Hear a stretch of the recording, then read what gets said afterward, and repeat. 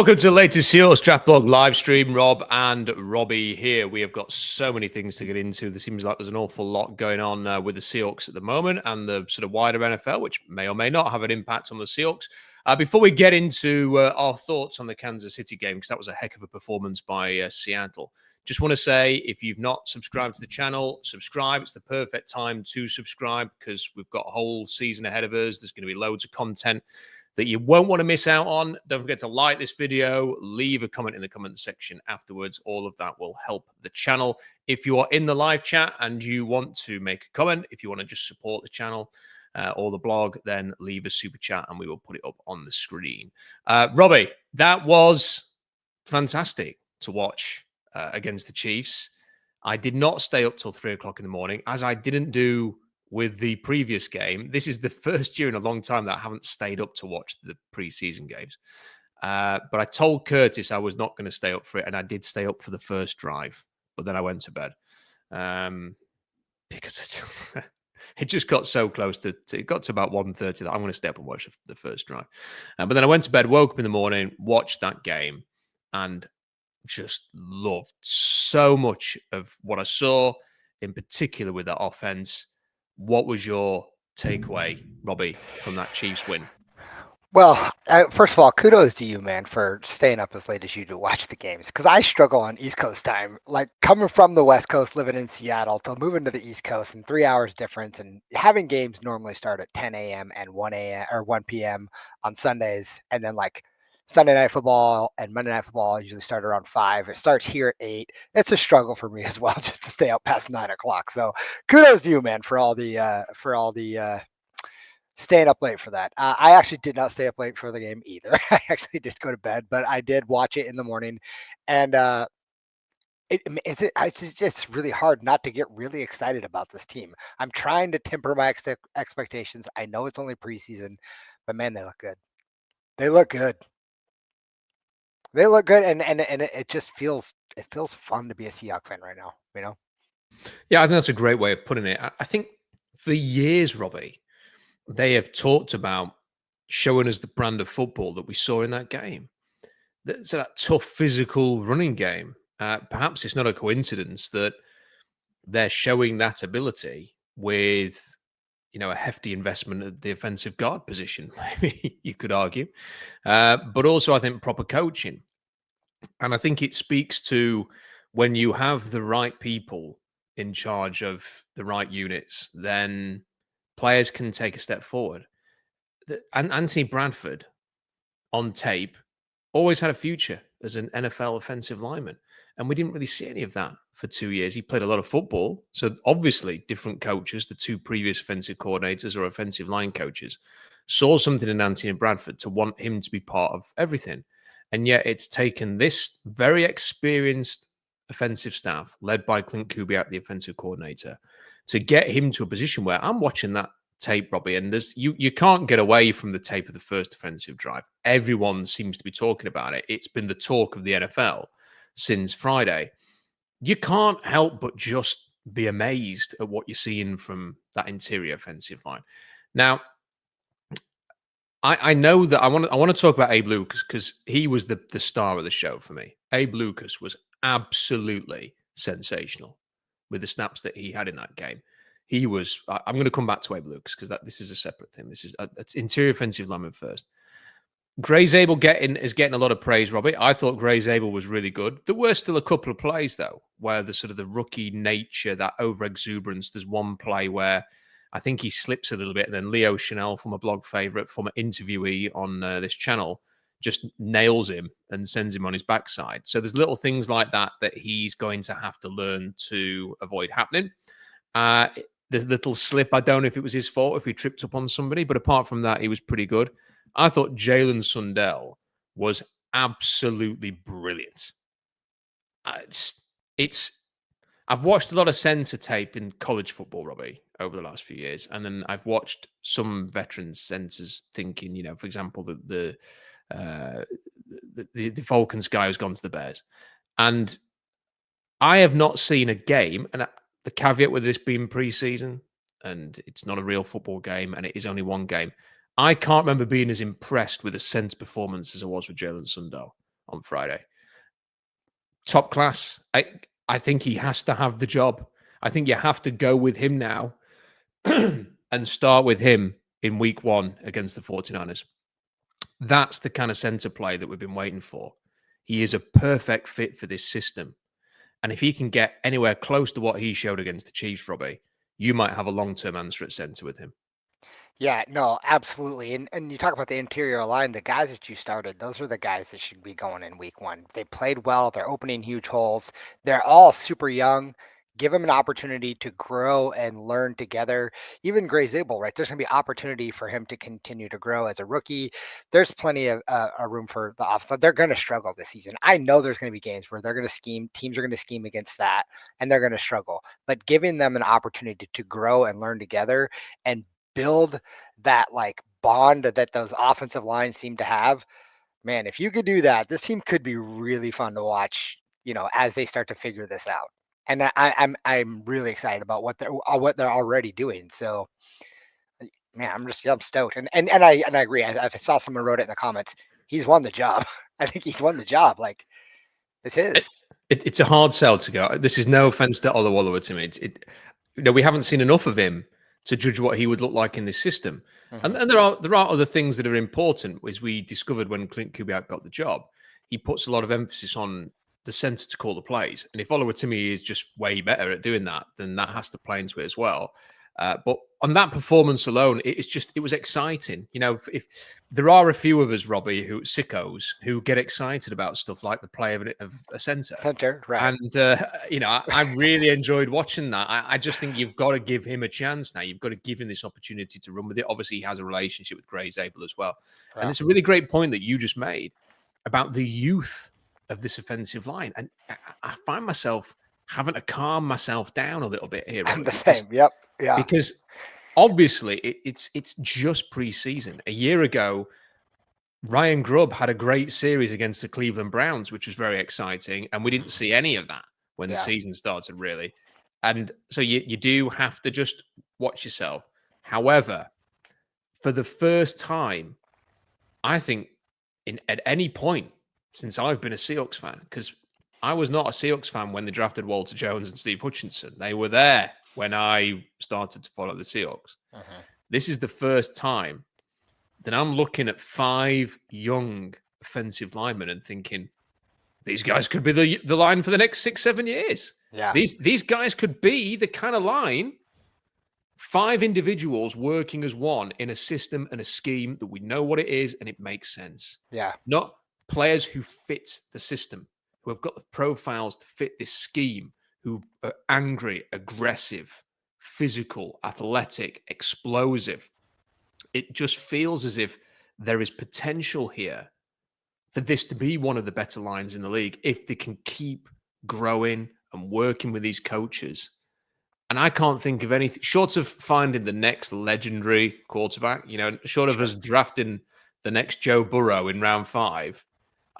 I don't really know if there's anything that could be more exciting than the thought of having one of the better offensive lines in the league, Robbie. That is a fantastic thought after this game. Well, compare that with how well the defense is playing, and if they can be a top 10 defense, you pair that with a heck of an offensive line. That makes for what? That's a really good playoff-bound football team that can make some noise in the playoffs. I will say one more thing about the offensive line before you move on. Does it also not just kind of feel like this is the first time in a long time that you actually feel good about even just the backups maybe even coming into play? Like for me, it's like we have this young core of guys that can play, but like I finally feel like we may even have some pieces that could come in and fill a spot or two, or maybe be that 6th lineman that come in and if they needed to, and if someone had to miss a game or something, that you would be like okay with just someone coming in, maybe step in. I mean, Christian Haynes is a perfect example, right? Like a player that you just don't know. There was a lot of grief on him last year, but I mean, again, he's still young and he could still play. And Olo is another guy. Like, you just feel good with maybe some of these guys coming in and shifting around if they needed to, but like sticking with that core 5 that you have going forward. I don't know. I just feel good about it. There's something good about it. It's hard to put the finger on exactly what it is, but it feels good to see it and watch it. I think what it is, it's talent, it's youth, it's physical ability, and it's a promising game. that we saw against the Chiefs. And I'd not thought of that until you brought it up, Robbie, that the depth is a positive there. There are younger guys who maybe Christian Haynes playing week 1 against the Niners could be a struggle, but give him another year. Let him be the backup for a year. Oluwatimi as a backup center and maybe even still competing with Jalen Sundell as the season goes along. Let's see how Sundell gets in there. I thought Josh Jones has played really well at left tackle, filling in the 2 games we've seen so far, to the point where, you don't really want him to start. You want Charles Cross to start. But if either of the tackles get hurt, short or long term, I think he's a guy who could play, and you'd be okay with that. It wouldn't be Stone Forsyth coming in. I just think that point that you've just made there about the depth is good, and they've got younger guys that they can stash and continue to work with. Campbell Dew being one of those, that is it's good. I just think this is crazy to me that we are sat here on the day of August 17th, 2025, and we're talking about the Seahawks having quite a young, deep offensive line group with an extremely experienced coach who knows his system. And that's part of the issue as well. I just never really felt as if we got a grasp of what Shane Waldron was trying to do. And whether that was because there was a lot of influence from Pete Carroll and stuff like that, I don't know.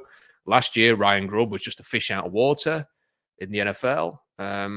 Now we've got an NFL lifer as the offensive coordinator, the head of the offense, with a whole bunch of coaches who've been there, done it, got the T-shirt.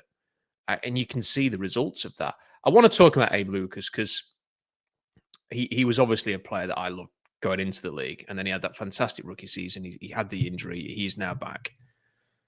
My God, he was good, against the Chiefs. On that first drive, just watch how he's driving people off the ball in the running game. And then he complements that, Robbie. There is one pass pro rep where there isn't a player that rep. That one rep, there isn't anybody who is doing it any better at right tackle than that one rep, because he gets into position perfectly, he engages contact, and he bullies the edge rusher. It's relentless. Like, there's no push from the defender at all. He just locks on and finishes him. It's an arse kicking. The only thing that was missing was maybe throwing him to the turf afterwards. Like some garbage. Like, it was just such an unbelievable rep. And that's the Abe Lucas that when he was coming into the league, that's why I gave him a fringe first round grade. That's a player who can be anything at right tackle. Could be the best right tackle in the NFL for me. Best pure right tackle. So I guess they're going to need to see him stay healthy, Robbie. I've seen people bringing it up. I know Brian's brought it up as well.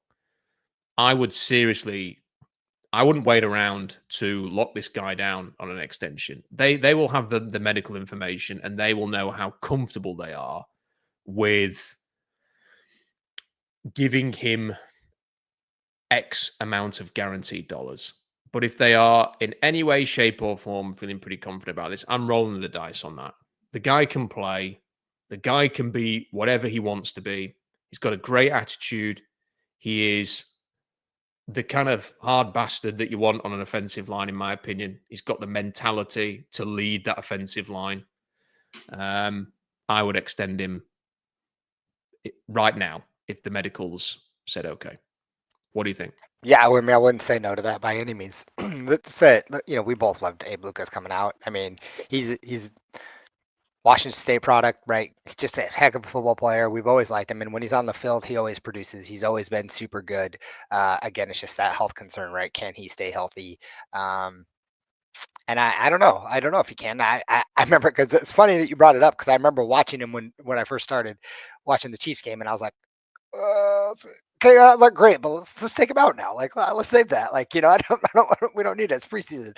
So, but yeah, man, he did look good, and the whole offensive line did. But yeah, I wouldn't be mad about extending him. Obviously, it depends on that. I'm not going to make him the highest paid right tackle in the league right now, but just with the injury concern. But he has all the potential to be the best right tackle in the league. Absolutely, he's phenomenal. It just feels to me as if, Because, and here's the thing, because people may go, well, why don't you want to extend Charles Cross now, but you want to extend Abe Lucas? The reason is because Abe Lucas doesn't have a fifth-year option. So this is going to be his final year of his rookie contract this year. So he is now at the stage where the Seahawks in the past have extended players. And I think the good thing about Abe Lucas is you are in a good position to do a deal that works for both player and team. Because if he says, nah, I don't want to sign anything now, I want to wait until the end of the season. If he gets hurt again, he ain't getting a contract. He isn't getting a big contract. He's back to sort of proving he can stay healthy. But from the Seahawks perspective, they're not going to say, we're not going to give you an elite contract because you've not played enough football for that. So let's do something that gives you some guarantees. It can even be a slightly shorter term arrangement so that he can hit free agency again and make a lot of money if he continues to stay healthy. But you give him a little something now as a reward for his talent. I think that would be a perfect way of doing it. So I just think if he can stay healthy, Robbie, he'll be my favorite player on the team, because that's the kind of offensive lineman that I want to see. He's not necessarily somebody who would have a fantastic conversation with you on a plane flight that lasts 10 hours. But he is somebody who, if you need him to get you a yard on 3rd and 1, he's probably going to be able to do it. If you need someone to pass protect off the right side, which a lot of players struggle to do, boy, we've seen that over the years in Seattle, he can do it. So I think he's a top player, and if he can stay healthy, I think the sky's the limit for him. I want to continue talking about the offense before we move on. I thought Sam Darnold just looked... Robbie, I don't need Sam Darnold to look like Josh Allen or Lamar Jackson or anything like that. You just need Sam Darnold to play good, efficient football and run this offense. I wrote an article a few weeks ago pointing out that he was 4-2 as the starter of a bad Panthers team who played great defense, ran the football, and he made no mistakes. I think he had like an 8 touchdown, 1 interception streak in his games up until the last game when they played against the Saints, and it was an absolute shit show across the board from both teams. But if he can do that again in Seattle, again, he doesn't need to be a 35 touchdown quarterback for this to work. He can be a 28 touchdown quarterback with 8 interceptions, and this team can have a really good season. He just needs to work that offense, to be the main guy who just knits everything together, who can make some big plays on 3rd down in the red zone. And I thought watching him in that game, and it does help when you're running at 6 yards a carry, but when I saw him functioning that, I thought, this is what it looks like. This is what Seattle can be. Great running game, efficient quarterback play. Yeah, you just need him to be that point guard, right? You just need him to make smart decisions. I was reading, I don't remember what I was reading, but someone would comment on it, like, oh yeah, cool, he didn't throw over 10 yards. I was like, do we need him to? Like, we're still completing passes, still getting first downs. You know what I need Sam Darnold to do? I want to trust that he's going to make smart decisions with 2 minutes left to go in the game. Can he go down and win the football game? That's what I want, and I think he can do that. And he seems to have that swagger. He seems to have that kind of like mentality to go out and do it. And you're right. I mean, go out and lead the team. You don't have to be, Mahomes or, Burrow or any of these guys throwing crazy passes and throwing super deep, but like, take your shots when you have them, but be smart about it. Make good decisions, lead this team down the field, put some points on the board. I'm really excited. I thought he played great. Regardless if he didn't throw over 10 yards, doesn't matter to me. Completely agree. And what I would say is, how many times did Jimmy Garoppolo throw beyond 10 yards in the year when San Francisco went to the Super Bowl with him at the quarterback? Not very many. And I still believe San Francisco should have won that Super Bowl against Mahomes and the Chiefs. I mean, if you've got to remember here, going into the 4th quarter, they were in pole position to win that game, and they threw it away. And you say fair play to the Chiefs, but it's forgotten that they threw that game. They should have won that game, Garoppolo and the Niners and Shanahan. And then Brock Purdy. Brock Purdy's a decent quarterback. He's no longer Mr. Irrelevant. He's a good quarterback. But he isn't Allen. He's not Lamar. He's not Mahomes. He's not Burrow. He's got to a Super Bowl in this system. Here's another example for you, Robbie. Within this system with Kyle Shanahan, Matt Ryan was the NFL MVP and should have won a Super Bowl, but bar for Just one of the freakiest, most ridiculous collapses the biggest collapse in NFL history. It's got to be, to go from 28-3 or whatever it was to losing that Super Bowl. So I'm counting that in there as well. Matt Ryan is obviously a good player. He had a very good NFL career, but he only ever had one elite season where he was playing at an exceptional level and his team went to the quarterback, and that's when Kyle Shanahan was his offensive coordinator. Now, Clint Kubiak needs to prove that he can be an offensive coordinator of standard. And even if Kyle has failed in Super Bowls, he has shown that he's a good head coach and can run a good offense. But within this system, it's enabled Ryan and Garoppolo and Matt Schaub and Brock Purdy to excel. So that doesn't mean that Sam Darnold's going to be an MVP or get Seattle to a Super Bowl or even have an amazing year, Robbie. But it shows that within this system, a quarterback can do what he needs to do. He can bring everything together. And as I was watching that, I just loved his comfort level. He didn't seem at all flustered. He just kind of looked like he was out there, like he'd been Seattle's starting quarterback for a long time. And he made the plays. And it just filled me with a lot of confidence in him. I'm excited to see what he can do this year. I'm not expecting the spectacular. I'm expecting good quarterback play. I think he can deliver it. Yeah, I know. I agree. And then it's something about the kind of like that swagger you were saying, like this his presence and attitude, the way he was commanding the offense and just moving. Like he just seemed like a seasoned vet, which is exactly what you want on the team. And it seems like people are going to really rally around him. So yeah, I like that. Let's talk about the running backs, Robbie. Yeah. Zach Charbonnet, excellent. Phenomenal. Now, you do have to say the offensive line helped all of the running backs by driving people off the ball.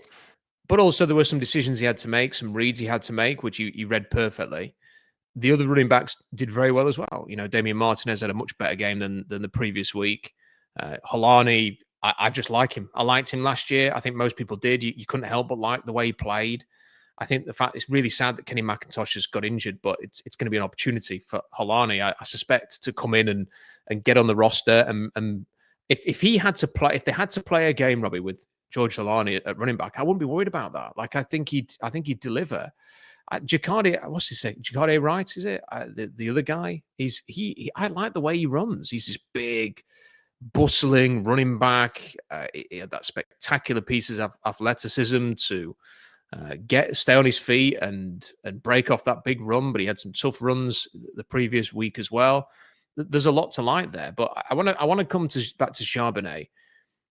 I think he is going to end up being Seattle's starting running back, and there's just you just have to read the tea leaves sometimes. You have to have a feel for the way things are going. And when you listen to Mike McDonald and Clint Kubiak talk about Charbonnet, Robbie, it's always gushing, glowing praise.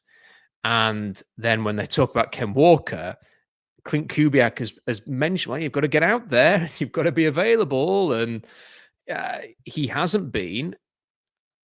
There's no doubting that Ken Walker is an exceptional athlete, fantastic potential. And if he is healthy and rocking, he can be one of the best running backs in the league. But we haven't seen that at any point in his 3-year career in Seattle. He had a 1,000-yard season as a rookie, and he's not had one since. And if Charbonnet is going to be consistent, available, he's going to make the right decisions, make the right reads, he's going to have this job. Now, I had a small debate. We didn't really flesh it out too much on the Seahawks Collective last week, where I sort of voiced this opinion. And it's not that Brian and Michael Sean Dugard disagreed, but I think it was more a case of they felt that, well, Ken Walker's obviously a lot better physically and they need him and he needs to be the starter because he's much more talented, Robbie. I think people are sleeping on Charbonnet. I don't think they realize how explosive he is, how quick he is. I've not forgotten that because I loved him for 2 years at UCLA. I was shocked that he went back for an extra season at UCLA, and I was not surprised at all when the Seahawks drafted him in round 2 because he was a big-time blog favorite. I just think Charbonnet is the man. I think they view him as the man. I'm happy with him being in the man, and bringing in Ken Walker as a part 2 to that puzzle and having a double-headed monster like the Detroit Lions have. I'm completely happy with that. If they want to do that, if they want to give Charbonnet most of the reps, I'm happy with that as well. Yeah, I struggle with this one just because I remember how good Kenneth Walker was at Michigan State and how he was the sole player on offense. He kept that team alive, right? So, I mean, for me, I want that guy who could do that, right? And I want him to be the guy. It's nothing taken away against Charbonnet. I think he's phenomenal as well. But just because Walker has had that potential and what I've seen at him, probably he just can't stay healthy. And the coaches are right. I mean, can't stay healthy and you're not on the field, then we need to move on. If he can stay healthy, I think a 1-2 punch with those two. I don't care who starts, as long as if they're getting equal touches. My only fear with the two-headed monster kind of thing that people talk about is I've heard a lot of running backs saying like sometimes it takes them multiple touches to kind of get that rhythm and get going. And if you take that away from them, do they ever find that rhythm in the game and kind of feel where their holes are and where people are, how the defense is playing? And, I just think you need more reps in that position. So I don't know. I that would be my only fear. But man, if Walker has a chance to be healthy and can and stay the starter and get touches, I like what he can do. And I think having a legit fullback is going to help him as well. And then and actually, you know what I saw? I read Michael's article today about how Kenan was saying. He was like, if I don't see the hole, he's going to see it, and I'm going to follow him, which I liked that. I like that. Good. Pretty cool. Yeah. Just to round out the offense. So, first of all, Brady Russell, underrated player. I think he's going to make the team. I think his ability as a blocker, a tight end if you need him to be, and an ace special teamer is going to make sure that he's on the roster. Robbie Utes is going to be on the roster as well, without a shadow of a doubt. So they're going to have to fit those guys in. I think it's going to be an interesting roster cut down there, but there's going to be players that they just want to keep. I thought the tight end blocking in this game was an underrated aspect. I thought it was absolutely sensational. I enjoy watching tight ends block as well as Seattle's tight ends blocked in that game. Barner already looks improved from last year, where his blocking wasn't as good as we all expected and his pass catching was better than we expected. But if the one thing you kind of know that he can do, we just need to sort of maybe work through the rookie growing pains to get to the blocking level that we expect. That means he can be a complete tight end potentially. So I think it's really good to see the way that he blocked.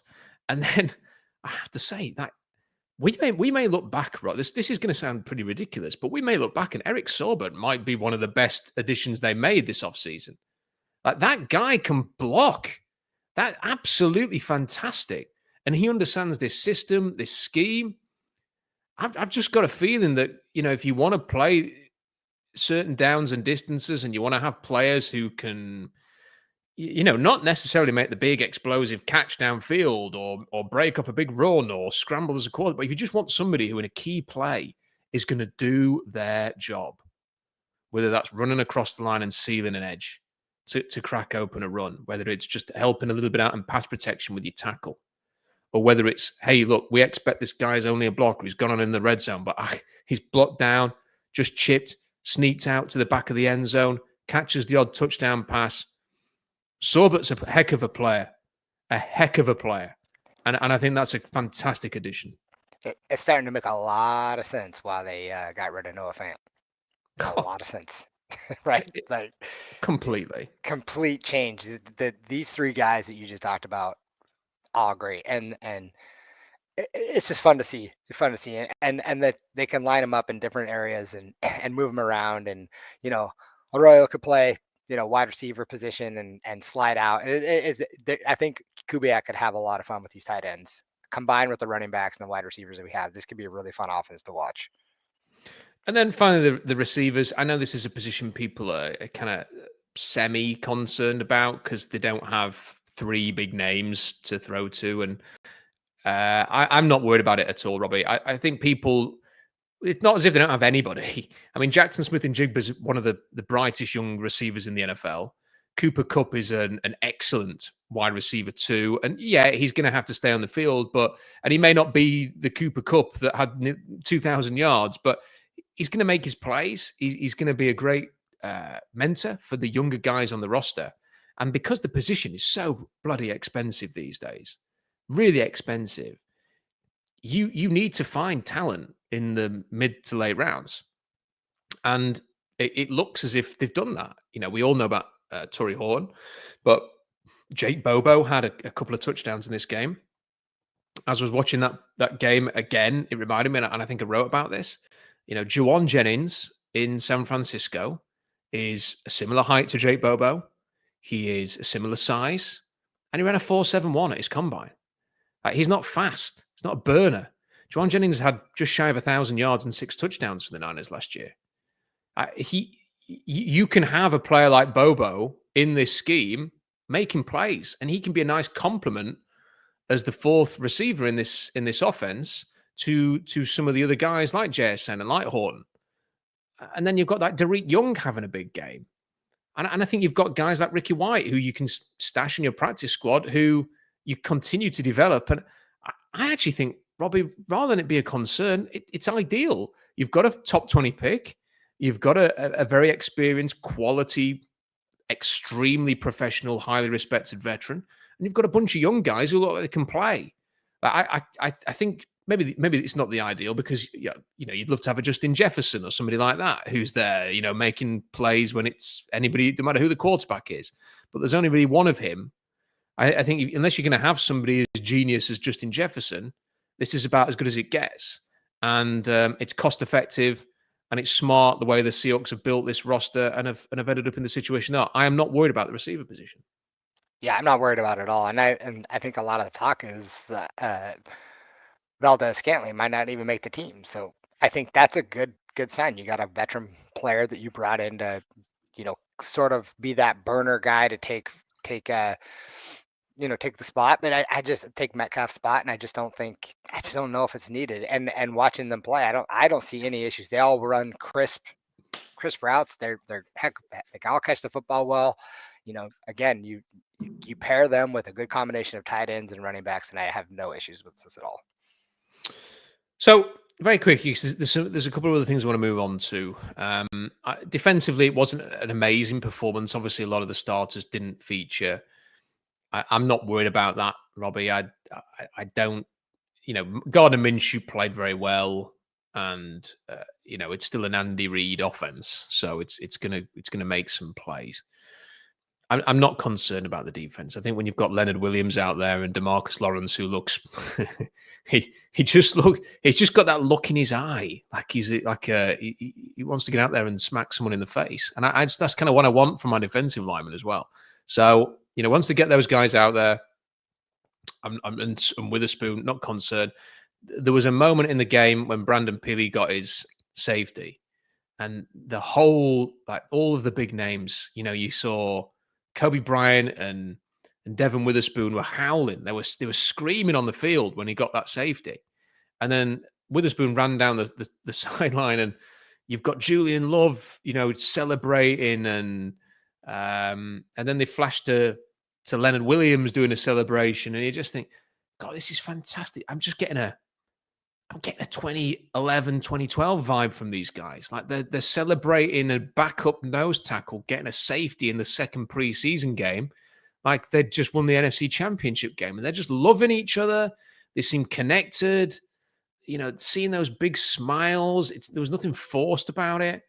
And I just sat there, Robbie, and I thought, this is what I've been waiting for. This is what I've been waiting years for. This fresh, new Seahawks team.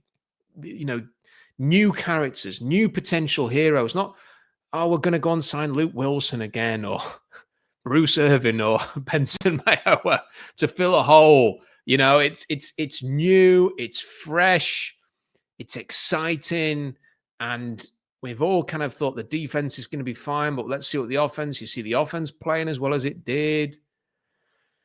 I loved everything about that moment and that game, and I'm not that bothered that the defense didn't have a dominant, 3 turnover day or anything like that. The only thing that was a concern, Robbie, was the kick coverage. Now, some people have sort of said, well, look, it wasn't very good last year either, and I think that's a fair point. And it may be that Jay Harbaugh just isn't the right man for that job. We'll find out in due course. I'm not going to rush to worry too much about that, because I think, as I imagine, as a special teams coordinator, you do not know who your core special teamers are going to be.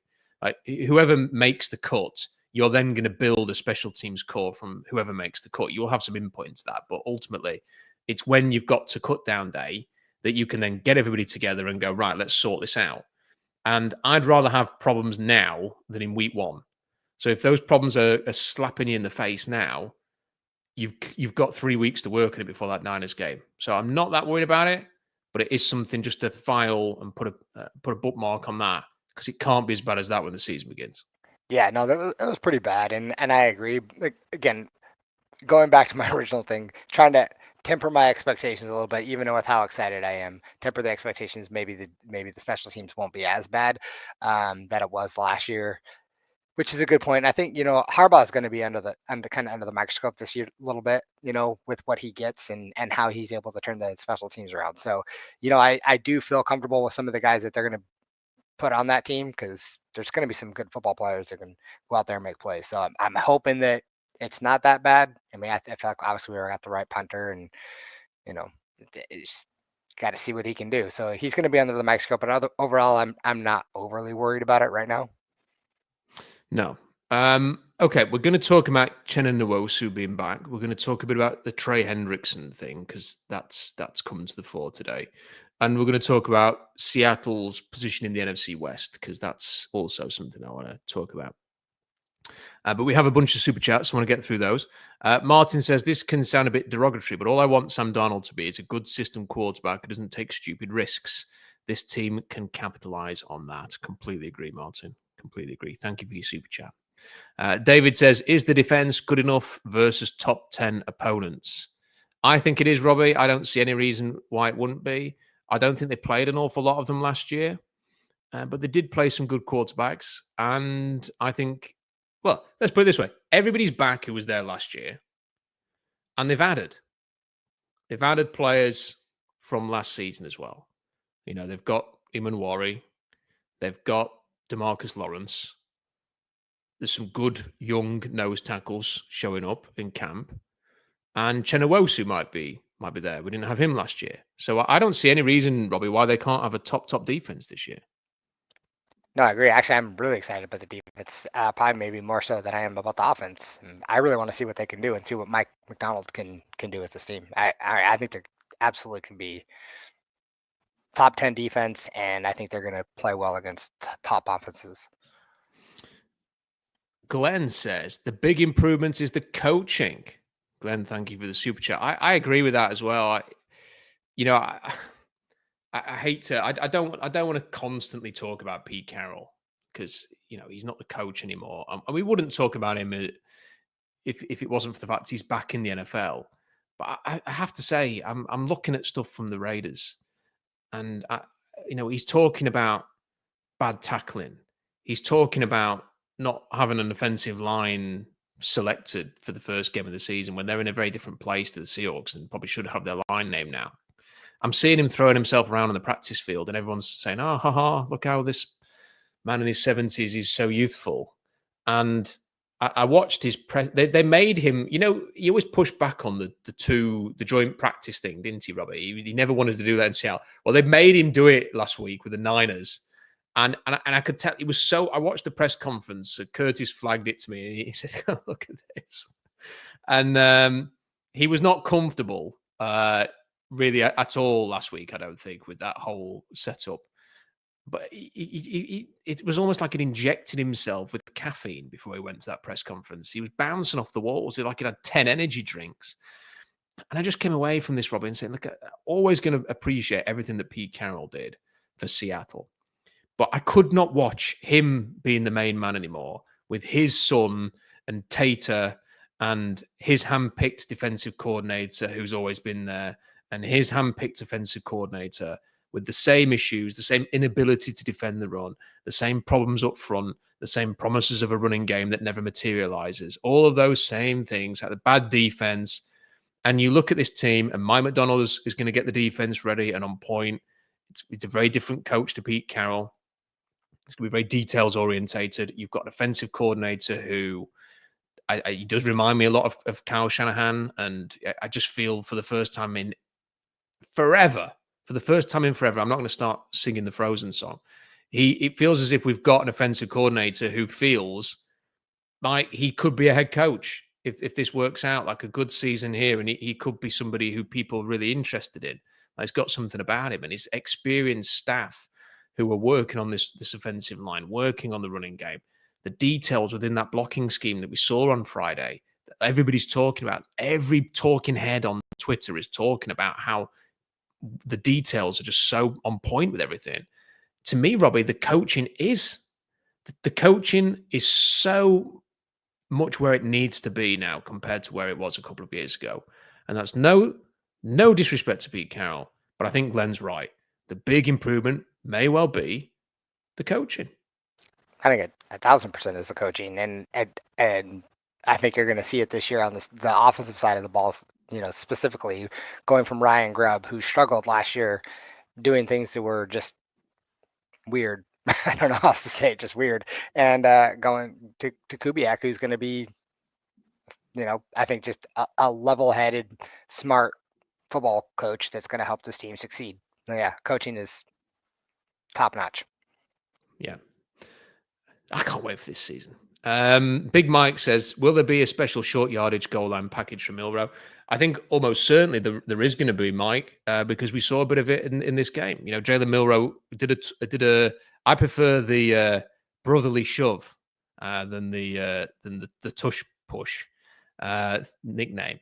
But there was a brotherly shove for Jalen Milrow, and I'd be surprised if they don't. I don't want to get too tricky in the red zone personally. If you get into the sort of the close red zone, which is the slightly deeper red zone can sometimes be easier to score from them really close in. It's all congested and there's not much space. But if you get in that close, I don't want to get too tricky with this. I'd like to be able to run the ball in on first and goal, second and goal, third and goal with just handing it off to your running back and having some properly blocked running plays. I'd like to be able to use the tight ends. I'd like the quarterback to have a series of plays they feel really good about. But Robbie, in certain games, in certain situations, I'm convinced we will see Jalen Milrow. Why wouldn't you use him? Yeah, I mean, phenomenal athlete. Put him in a situation to go score some points, and it makes the defense guess.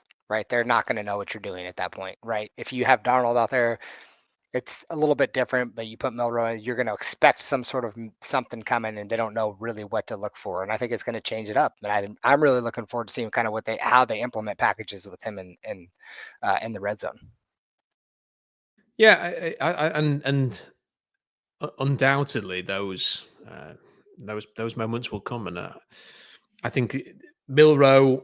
I'm almost. Do you know what? Here's the other thing quickly on Milrow. I'm really happy, Robbie, that he hasn't had an unbelievable preseason, because I think the last thing the Seahawks needed now was like unnecessary hype around Jalen Milrow about him potentially starting if Darnold starts slowly or any of this stuff. Let the guy have a red shirt year and just play some short yardage situations and occasional moments. Like there's no need to force this thing. Like Sam Darnold's the quarterback.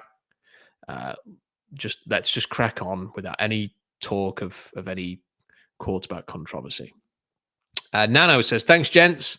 We're going to be that team again, the one whose opponents always lose the game the week after they play us. I'm so stoked. Yeah, I'm getting that feeling as well, Nano. Thanks for the super chat. Really appreciate that. I'm getting that feeling. Mike McDonald talked about being the kind of team that nobody wants to play. That's the kind of team I want to be. I got into this sport.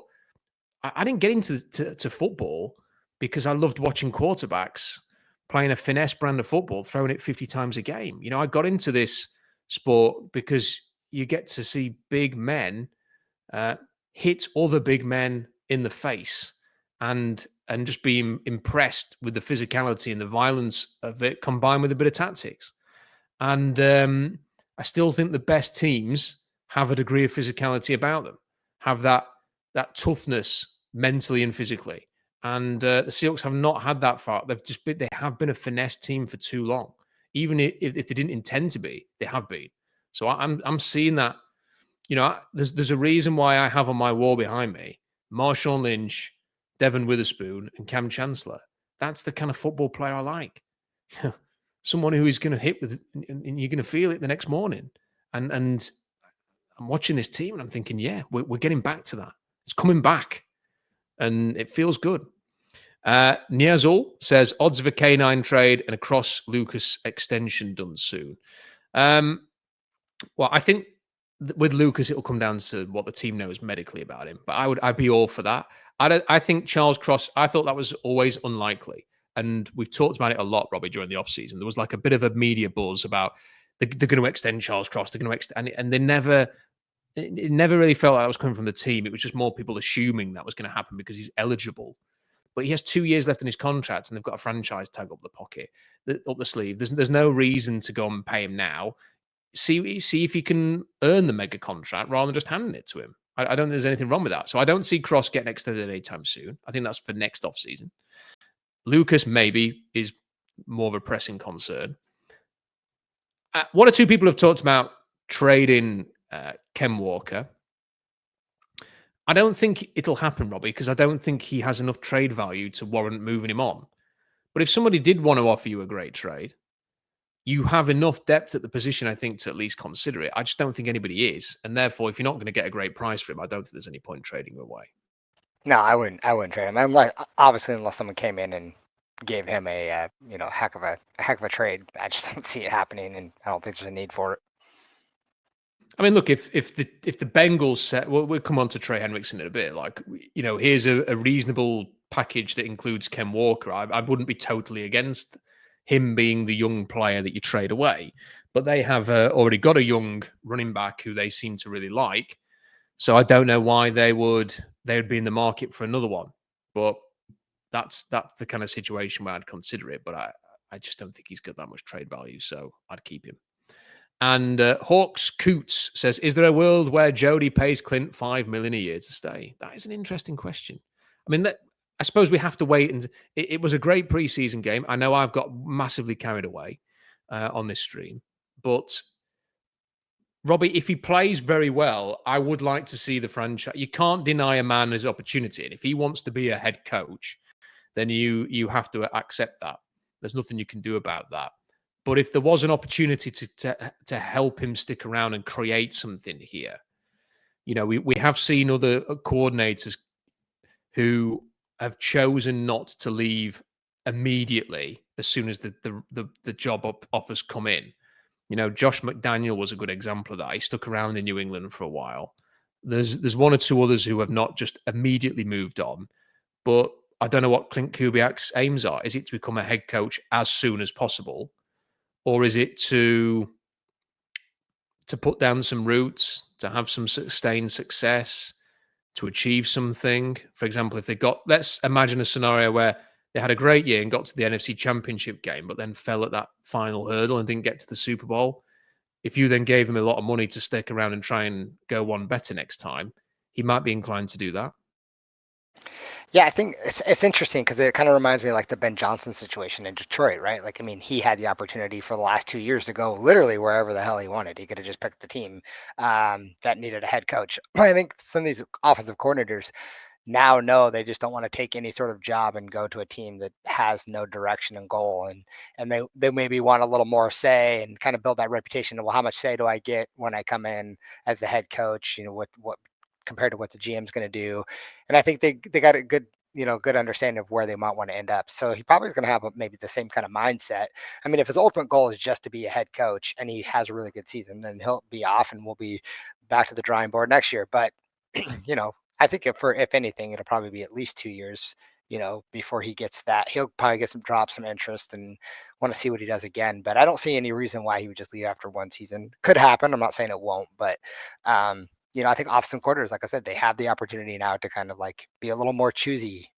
They could pick a little bit better on just like, oh, it's a head coaching job. I better jump at it now. I'm not going to get another opportunity. I don't think that's the case. Yeah, Ben Johnson's a far better example than Josh McDaniels. In part because Josh McDaniels comes across as a bit of a cock. Keep your super chats coming in, and we've had a few of those. But if you have any more, send them in. We'll come to them at the end. Okay. So, seeing as there's a Niners fan in the comments, I'll jump to this. Sorry, I've been feeding the troll over here. Someone said stop doing it, and I can't help it. I'm just over here. Keyboard warrior. I love it. I think he's worried. Anyway, so somebody posted this in the blog, and I wanted to read it out. It's in the comments section. Apologies, I forgot to write whose name it was who posted this, but I think it's a good point. So if it was you, well done. It says NFC West storylines from the national perspective that seem like a broken record. Rams have the best quarterback in the division, so they're in with a chance. Niners have a loaded roster and Kyle Shanahan, so they've got a chance. Cardinals are everyone's trendy team no one is paying attention to. Seahawks booted their offensive coordinator and are starting over again. And that is very much the dynamic, because I put a lovely bet on last week. The Seahawks to win the NFC West. They were the fourth favorites. They are favored to finish last in the NFC West. So that is the narrative. And this commenter on the blog then went on to say, here's what the reality is, the truth. Matt Stafford's back may have reached a tipping point. The Niners are critically thin at wide receiver and an offensive line and are a McCaffrey, Trent, or Bosa injury away from a disaster. The Cardinals aren't going anywhere if Kyler keeps on Kylering. And a lot of people are ignoring how good the Seahawks defense can be. With a myriad of offensive problems, they still won 10 games last year. I mean, it's a great point. And I would add to that, the Seahawks won as many games as the Rams last year. And again, with a terrible offense.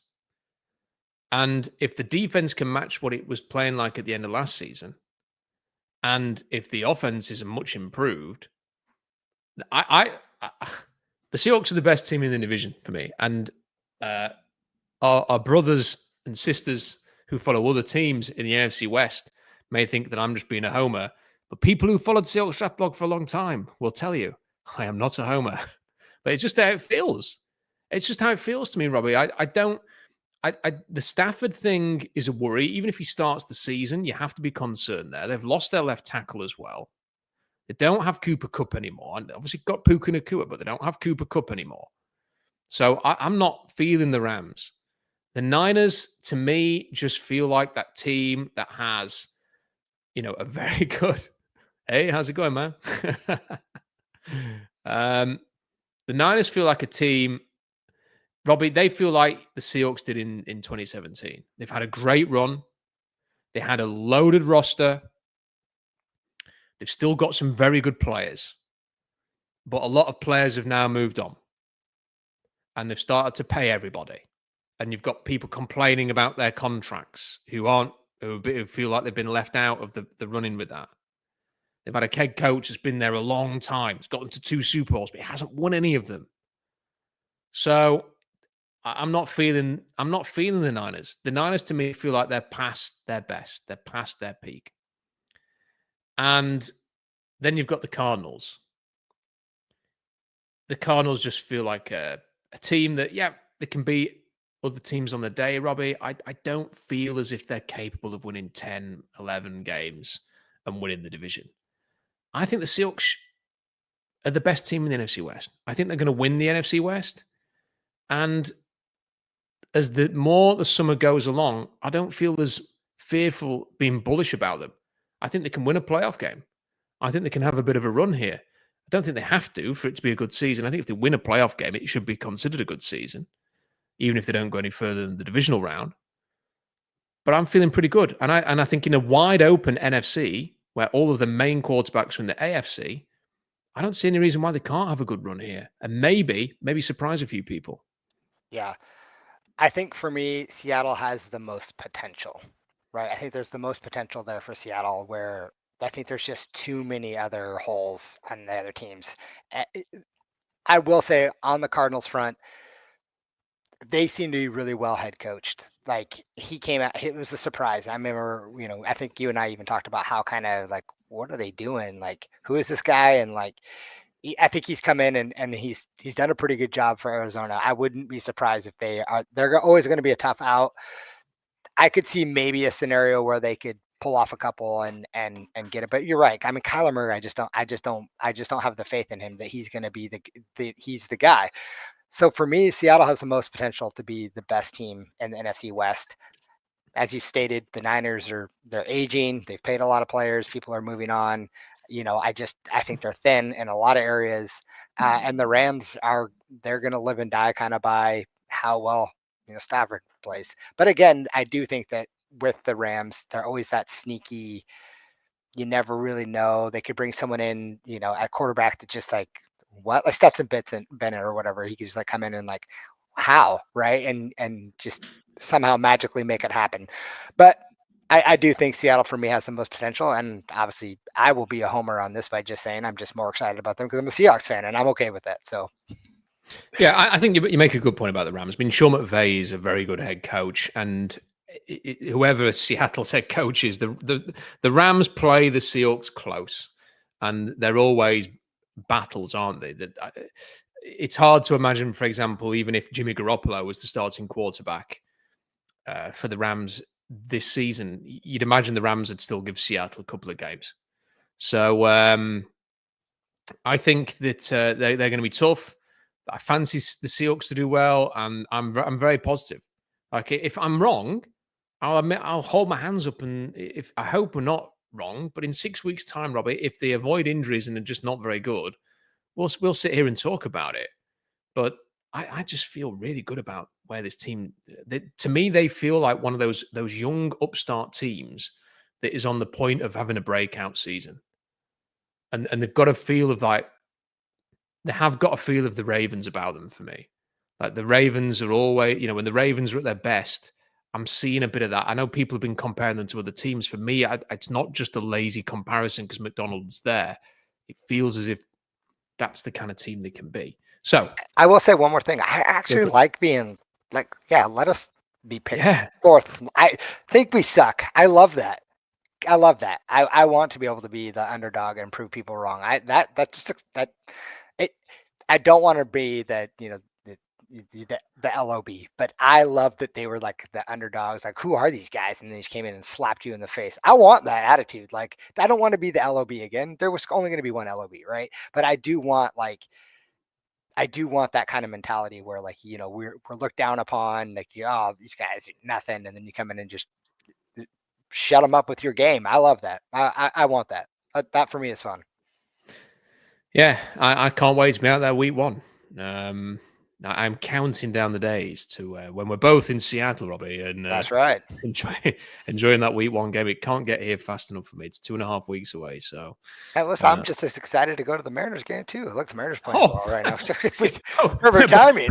When I got those tickets for us, I was thinking, is this going to be a waste of time? But the Mariners are doing their bit, aren't they? Yeah. Hopefully, we're going to be there, and that's going to be a really significant game too. So, for those of you who don't know, Rob and I are going to the first home game, and then we're going to go to the Mariners game afterwards. Yeah. So really looking forward to it. I can't wait to get out there. I really need a break from the day job as well. So, by the way, before we talk about Trey Hendrickson, I have to tell this story. So, one of the teams that I cover in English soccer have got they've had a horrible summer. They've got huge problems, and the fans were having a protest outside the stadium on yesterday. And I was there speaking to people, doing some interviews, getting some filming some coverage. And this guy comes up to me and he goes, "Rob, did you watch the game last night?" And he got a Seahawks hat on. He got a classic old school Seahawks hat on. I was like, "Oh yeah, I did. Yeah, I watched it this morning." So we were talking about the Seahawks in the middle of this protest. It goes to show just how far the NFL has grown, and in particular the Seahawks, that I can be at a Sheffield Wednesday game and someone in a Seahawks hat runs over and came and spoke to me, and I saw this from Albert, who's a big member of the community. He says that they need Kevin Hart and The Rock to buy them out. I think anybody with any money, if you are watching this, they could do with your help. So if you do happen to be a billionaire, reach out to me and I'll put you in touch. So let's finish with this. I also want to say very quickly, people are saying that young quarterbacks have played well this weekend. Max Brosmer, who we talked about a lot, played very well for the Vikings, I thought. So he looked the part. And that was good to see when they played the Patriots. Right, final thing, pass rushers. Pass rushers, Robbie. Uchenna Nwosu back. That news has come out on the same day that it's been revealed that Trey Hendrickson as the Bengals are considering trading him again because the talks haven't gone anywhere. I don't know if they've done that on purpose to sort of just say to Seahawks fans, we're not doing this. we're not gonna make a big trade, and Nwosu's coming back. But it is a positive to have Nwosu back. He's become the forgotten man because he's just been away for so long. But it would be good to have him part of the rotation again. He is a very good player. So give us a thought on that. And also, Trey Hendrickson, they're listening to offers. The phone lines are open to Cincinnati. Are you interested? And what would you give up? We've talked about this a little bit already. I am interested. I would definitely consider this, considering he's one of the best defensive in the league. I mean, you can never have too many pass rushers, and you want to talk about taking the defense to the next level. This would help that, right? I mean, he would significantly improve an already really good defense. So I would be excited for it. What would I give up? This is tough. I definitely wouldn't give up a first. I think a second would probably be sufficient. And if you're probably going to have to throw in a player or something, which is, I think it's a little harder, right? I mean, they're so hard to trade with. They're notorious for being sticklers on everything. So I don't know who you would throw in, but it's interesting. I would definitely consider it. It's such a hard trade to figure out in your head. Yeah. Because they have to consider themselves a contender. They have Joe Burrow. They've paid the two receivers. They've sort of got the pieces. They've got to a Super Bowl already with this quarterback.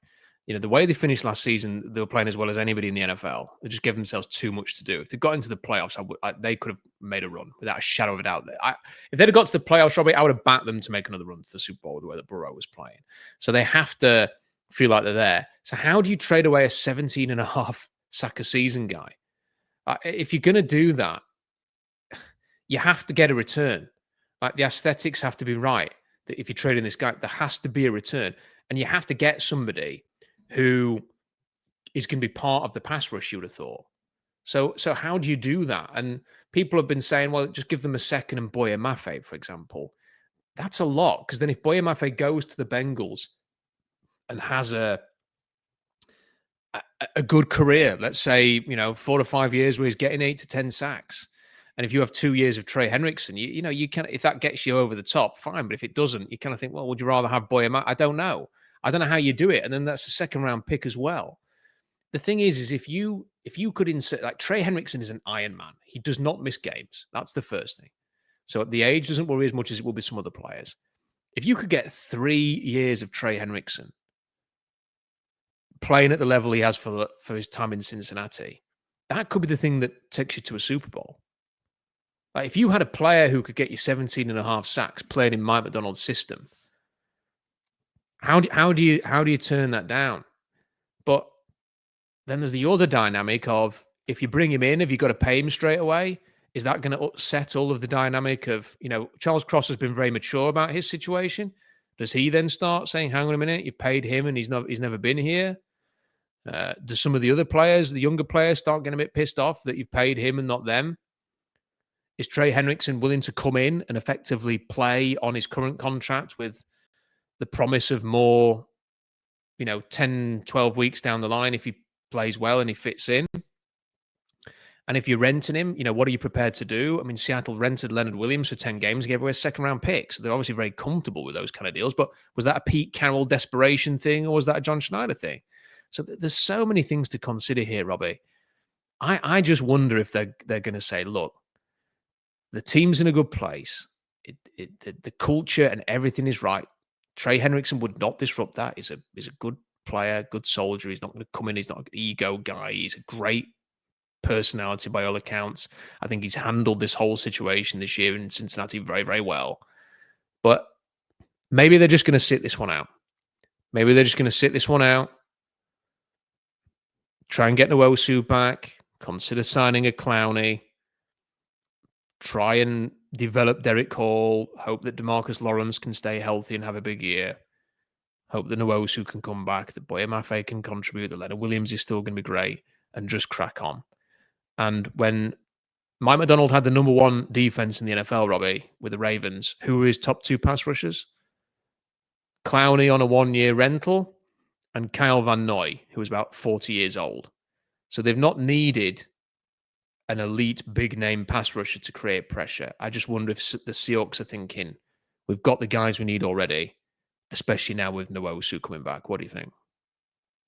No, I mean, you make a really good point about that, but I also think if you would have asked him during that time, you have this rental and Clowney and someone else, if you can bring in someone like a Trey Hendrickson, even at 30 years old, would you do it? Yeah, I can use a guy like that, right? So, does the system necessarily mean we need him? No, but to the player, the amount of 17 sacks, the last 2 seasons, or each season for the last 2 seasons, I mean, that's pretty incredible.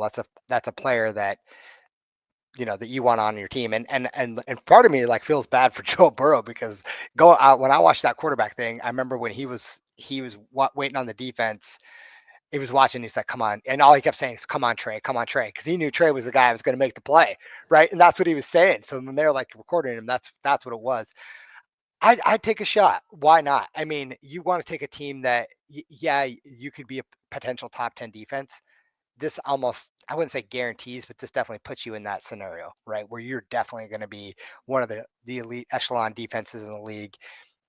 Yeah, I saw someone say we're not like one player away. I agree. I don't think we're one player away, but I definitely think this gives us an opportunity to improve even more. My only issue is kind of what you were saying is the age wise, how long are you giving him? What's the extension look like? Because if you think about what JJ Watt was like 33 when he retired, something like that, and he played 12 years, something like that. So it's close in terms of kind of like maybe production wise and kind of what you're looking at and how long realistically he would be able to play. But the idea of having a player of that talent it's intriguing. I'm not saying I'm not saying go do it, but I wouldn't be mad if they did. Yeah, I'm with you on that. Like if they did it, I would celebrate the trade. And I don't think there's a deal that I would dislike. Obviously, if they gave up like a first and a third or something, I think that'd be too much. But if you can acquire the NFL sack leader for last season, and by the way, he wasn't just ahead of the others. He had 17 and a half sacks, and second on the list was Myles Garrett with 14. So he was 3.5 sacks above everybody else last season. Like he is a game changer. He is a quality player. So let me put it to you then, Robbie. Second rounder and Boya Mafe, would you do that deal? Yes. I probably would as well. Yeah. I don't think they're going to do it though. But if they do it, I will be all in on it. I don't mind. But I think it's going to be hard. I'll tell you one other thing that keeps popping into my head. I don't want the Niners to trade for him. I don't want the Rams to trade for him. So if they're sniffing around, I want to make sure that if he's going to come to the NFC West, he's coming to Seattle. I don't want him to end up with either of those two teams. And I will also say, like I'm sort of doing the draft stuff now, Robbie. I love having draft picks. I love the last draft, having so many picks to look through and all of that. I have done a draft board with tentative grades for a lot of players. And I can't say that, now that the Seahawks might not be picking in the top 15, 20 again, if they get to the playoffs, they're going to be in the 20s at least. I can't say that I'm that precious about sort of the high picks. I don't think any team's ever one player away. But I think if you are either a legit contender, usually because you've got an elite quarterback, you're either a good team or a great team. And the only way to become a great team if you're a good team is to acquire great players. And if you think Trey Hendrickson is a great player, it's not about being one player away. It's about, well, if you get a great player, that can help you become a great team. So I think that's the thing you've got to consider here. I'd be very interested. I don't think they're going to do it. I can't wait. Part of me just wants to send Brady Henderson a message right now and say, Brady, should I talk about this or not? Because he will undoubtedly know. Right, let's finish with the final two super chats. Kyle says, Rob and Robbie, do you think both with the running game style and the defensive style, will that help the home field advantage this year? I think it'll pump the crowd up more and be louder with more Seahawks fans. I think so, Robbie. I think there's definitely a chance of that. I hope it's the case because the home field advantage hasn't been there for a while. And the other thing that I hope is that there are less away road fans in the stands this year. I don't know how they're going to do that, but I hope there is. Yeah, I certainly hope. I certainly hope that is the case as well. I just the home crowd the last couple of years that I've been has just been so frustrating, and it's like, yeah, there's a lot of opposing fans. So I don't know how that's going to look, but yeah, I do hope that's the case as well. And then the final one is from Noah. I've been saying this for a while. Sign Abe Lucas before it's too late. So there we go. Thank you to everybody for sending in their super chats. The live listen numbers have been incredible for this show. So thank you for that. Really appreciate everybody who is supporting this channel and supporting Seahawks Draft Blog. And if you could do me a favor, hit the like button on the video here and leave a comment in the comment section. And most of all, subscribe if you haven't already. Let's get the subscription numbers up. We managed to get to 10,000 for the draft, which was pretty crazy at the time, given how far behind 10,000 we were. But it'd be nice to get it, keep those numbers flying up now that the NFL football is back and the regular videos are going to be back as well. So please do subscribe if you haven't already. Check out SeahawksDraftBlog.com for more analysis. Until next time, bye for now.